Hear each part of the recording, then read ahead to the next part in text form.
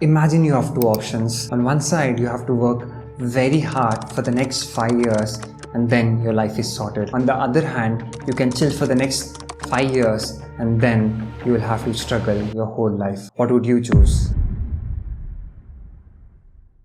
For over a century, the system has been quietly stealing your time. It has taught you to believe that progress takes years, slow is safe, and distraction is normal.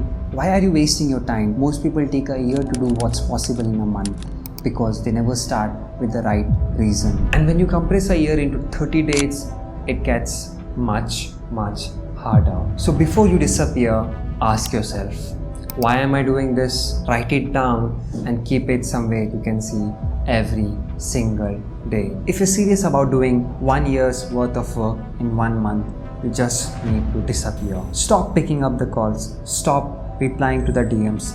Find a library or a one-seater workspace and don't tell your friends either or they'll pull you back. Every day, your only mission: show up, start, finish. The system wants you available, reactive, and distracted. It's built that way since the factory days when the bell told you when to move. Reclaim your time by choosing invisibility. Step 2.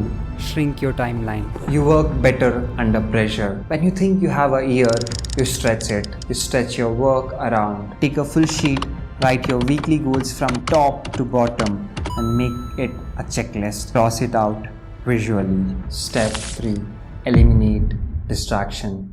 In life, you do more by eliminating what pulls you away. Your friends group, the IPL, games on your phone. Write down what are you willing to sacrifice. If you don't name it, it will keep stealing your time. Step 4. Radical focus. You can't chase 10 things at a time. You need to pick one, just one thing that will add the most amount of value in your life right now. Prioritize it above everything. If something gets in the way, say hell with it and keep moving. Step 5. Milestones. Now let's talk about where most people feel. The first week, you're on fire. Second week, you're still strong. Then comes the third week. Motivation dips. You start looking at others. Overthinking creeps in. And by the last week, you've gone nowhere.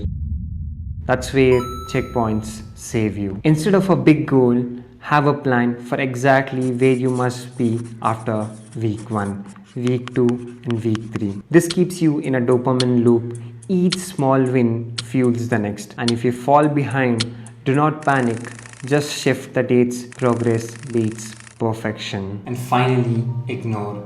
Get emotionless. Someone insults you, just walk away. Do not react. A group of people teasing you, just keep your head down and walk on the other side. Let the dogs bark. This train doesn't stop because you're not here to please anyone. You're here to become the best version of yourself. So here's your challenge. Pick one goal for the next 30 days. Write in the comments below and chase it for 30 days. And once you have done it, come back and reply to your own comment. Signing off, Faizan.